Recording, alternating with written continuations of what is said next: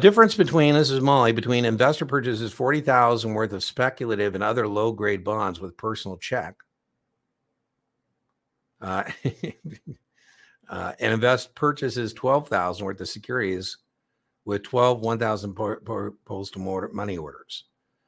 First triggers a CTR. Well, I would actually say, Molly, people who are legit get CTRs triggered. For example, Molly, I went to the bank a couple Fridays ago, and I was going to go gambling. And I give mom the money to run the household, and I give her a big chunk, and then she tells me when it runs out, and I give her another big chunk. So, anyways, we were at the bank, and I got out 20 grand for gambling, and then mom was kind of funny. She was sitting there, and she goes, "Well, what's taking so long for you to get your money?" I said, "Well, I've triggered a CTR, a currency transaction report." And the teller was like, "You know what that is?" I go, "Yeah." And then my mom said, "Well, why don't you get, 4 withdrawals of 5?" I go, "Well, Mom, that would be called structuring. And that would trigger a suspicious activity report." So here, the 12,000 with 12 1,000 postal money orders, I think would trigger both a CTR because the postal money order and cashier's check are considered cash. I don't know what exam, Molly. I think you said you're taking a Series 7. I don't think you're going to see any question like this. The anti-money laundering questions on the exams are pretty aim and shoot.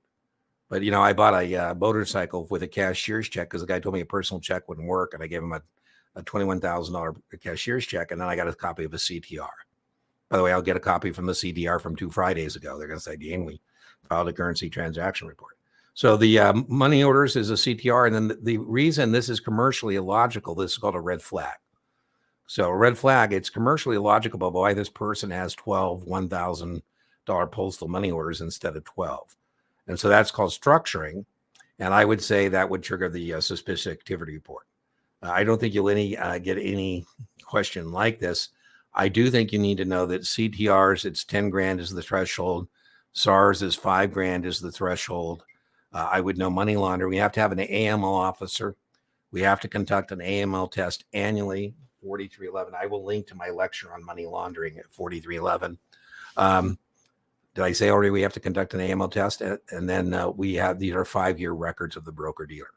So I don't know what this test per vendor question is, but I don't think you'll see anything like that. But I would know about money laundering. All exams, you do get tested on anti-money laundering. The other thing, Molly, I know the stages of money laundering. Placement, test question, that's the easiest place to catch somebody. I was reading this guy who was skimming the Port Authority parking meters. I was kind of cracking up. I was like, well, how much money could he skim? It ended up being a lot of money, and it was quarters. I love how he got caught. It wasn't the Port Authority that got him. It was the bank because they filed a SAR because it was commercially illogical why he's depositing 2 tons worth of quarters. So he missed, Molly, the first stage of money laundering, which was placement.